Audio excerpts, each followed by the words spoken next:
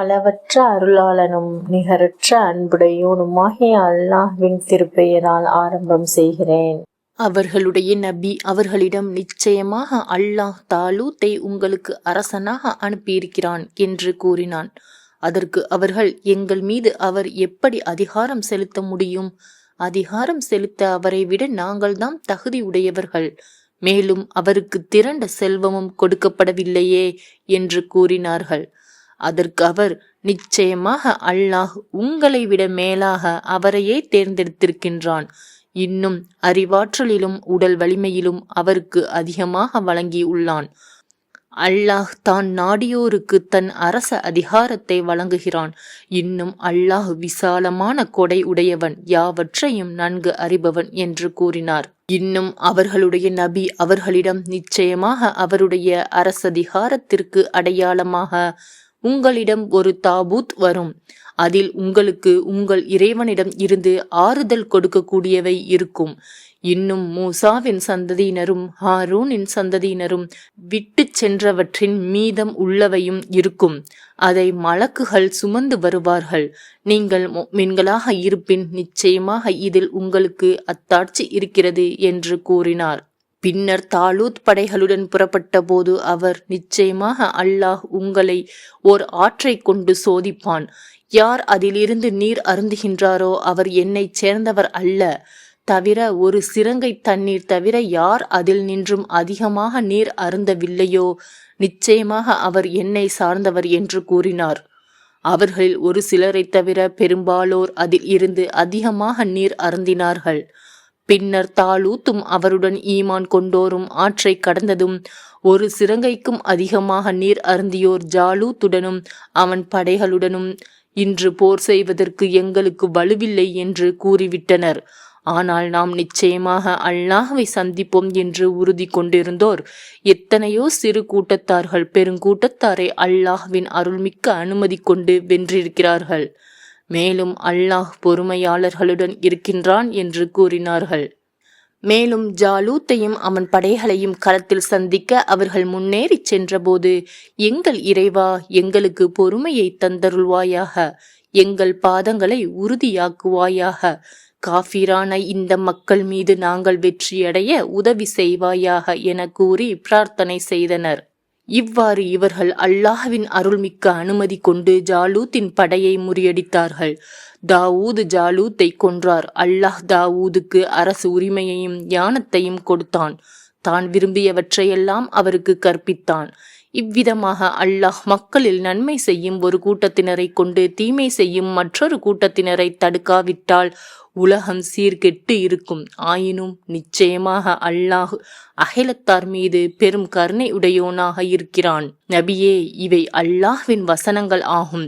இவற்றை நாம் உண்மையை கொண்டு உமக்கு ஓதி காண்பிக்கின்றோம். நிச்சயமாக நீர் நம்மால் அனுப்பப்பட்ட தூதர்களில் ஒருவர்தாம். அத்தூதர்கள் அவர்களில் சிலரை விட நாம் மேன்மையாக்கி இருக்கின்றோம். அவர்களில் சிலருடன் அல்லாஹ் பேசி இருக்கின்றான். அவர்களில் சிலரை பதவிகளில் உயர்த்தியும் இருக்கின்றான். தவிர மரியமுடைய மகன் ஈசாவுக்கு நாம் தெளிவான அத்தாட்சிகளை கொடுத்தோம். இன்னும் ரூஹுல் குதுசி என்னும் பரிசுத்த ஆத்மாவை கொண்டு அவருக்கு உதவி செய்தோம்.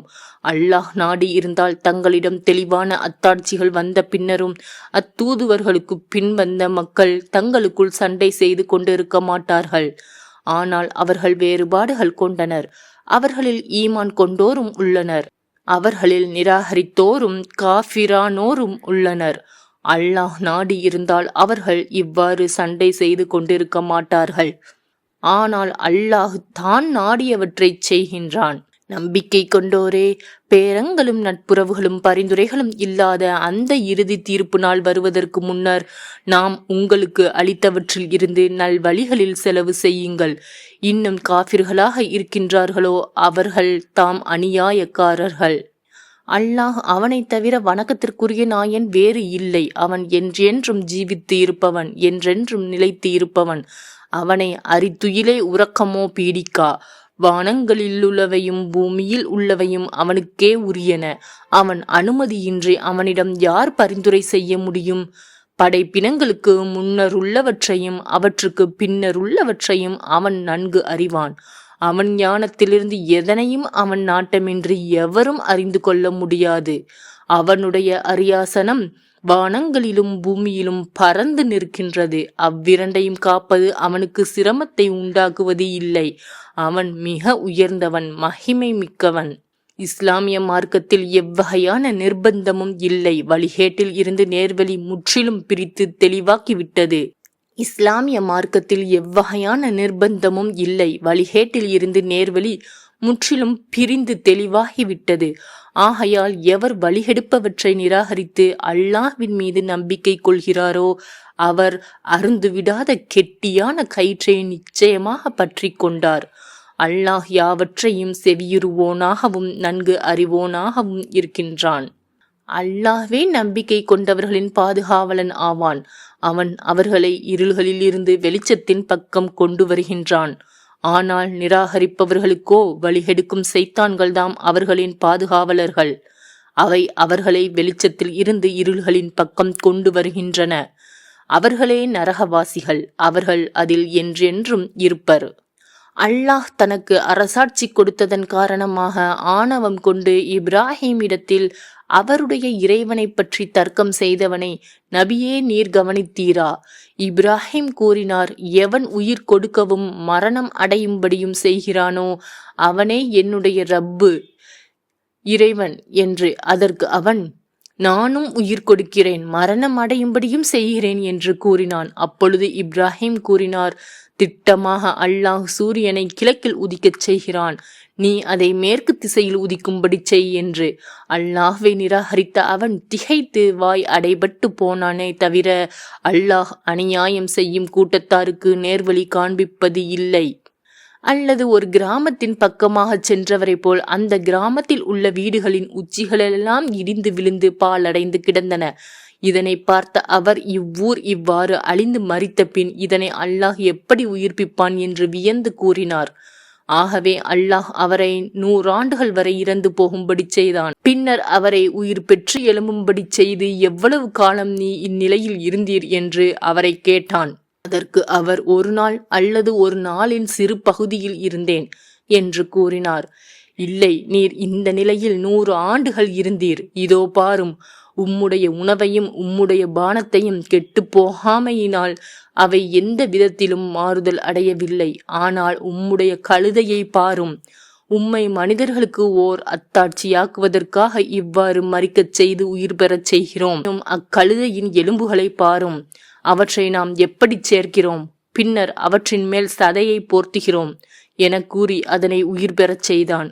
இதுவெல்லாம் அவருக்கு தெளிவான போது அவர், நிச்சயமாக அல்லாஹ் எல்லா பொருட்களின் மீதும் வல்லமை உடையவன் என்பதனை நான் அறிந்து கொண்டேன் என்று கூறினார். இன்னும் இப்ராஹிம், என் இறைவா, இறந்தவர்களை நீ எவ்வாறு உயிர்ப்பிக்கிறாய் என்பதை எனக்கு காண்பிப்பாயாக என கோரிய போது அவன், நீர் இதை நம்பவில்லையா என கேட்டான். மெய்யாக நம்புகிறேன், ஆனால் என் இதயம் அமைதி பெறும் பொருட்டே இவ்வாறு கேட்கிறேன் என்று கூறினார். அப்படியாயின் பறவைகளில் இருந்து 4 பிடித்து அவை உம்மிடம் திரும்பி வருமாறு பழக்கிக் கொள்ளும். பின்னர் அவற்றை அறுத்து அவற்றின் ஒவ்வொரு பாகத்தை ஒவ்வொரு மலையின் மீது வைத்துவிடும். பின் அவற்றை கூப்பிடும், அவை உம்மிடம் வேகமாக பறந்து வரும். நிச்சயமாக அல்லாஹ் மிகைத்தவன், பேரறிவாளன் என்பதனை அறிந்து கொள்ளும் என்று அல்லாஹ் கூறினான். அல்லாஹ்வின் பாதையில் தங்கள் செல்வத்தை செலவிடுபவர்களுக்கு உவமையாவது, ஒவ்வொரு கதிரிலும் 100 தானிய மணிகளை கொண்ட 7 கதிர்களை முளைப்பிக்கும் ஒரு வித்தை போன்றது. அல்லாஹ் தான் நாடியவர்களுக்கு இதை மேலும் இரட்டிப்பாக்குகின்றான். இன்னும் அல்லாஹ் விசாலமான கொடை உடையவன், யாவற்றையும் நன்கு அறிபவன். அல்லாஹ்வின் பாதையில் எவர் தங்கள் செல்வத்தை செலவிட்ட பின்னர் அதை தொடர்ந்து அதை சொல்லி காண்பிக்காமலும் அல்லது வேறு விதமாக நோவினை செய்யாமலும் இருக்கின்றார்களோ அவர்களுக்கு அதற்குரிய நற்கூலி அவர்களுடைய இறைவனிடத்தில் உண்டு. இன்னும் அவர்களுக்கு எத்தகைய பயமும் இல்லை, அவர்கள் துக்கமும் அடைய மாட்டார்கள். கனிவான இனிய சொற்களும் மன்னித்தலும் தர்மம் செய்த பின் நோவினையை தொடரும்படி செய்யும் சதக்காவை விட மேலானவையாகும். தவிர அல்லாஹ் எவரிடத்திலும் எவ்வித தேவையும் இல்லாதவன், மிக்க பொறுமையாளன். நம்பிக்கை கொண்டவர்களே, அல்லாஹ்வின் மீதும் இறுதி நாளின் மீதும் நம்பிக்கை கொள்ளாமல் மனிதர்களுக்கு காட்டுவதற்காகவே தன் பொருளை செலவழிப்பவனைப் போல் கொடுத்ததை சொல்லி காண்பித்தும் நோவினைகள் செய்தும் உங்கள் சதக்காவை தான தர்மங்களை பாழாக்கி விடாதீர்கள். அப்படி செய்பவனுக்கு உவமையாவது ஒரு வழுக்குப்பாறையாகும். அதன் மேல் சிறிது மண் படிந்து உள்ளது. அதன் மீது பெருமளவு பெய்து அதில் இருந்து சிறிது மண்ணையும் கழுவி துடைத்து விட்டது. இவ்வாறே அவர்கள் செய்த தானத்தில் இருந்து யாதொரு பலனையும் அடைய மாட்டார்கள். இன்னும் அல்லாஹ் காஃபிரான மக்களை நேர்வழியில் செலுத்துவது இல்லை.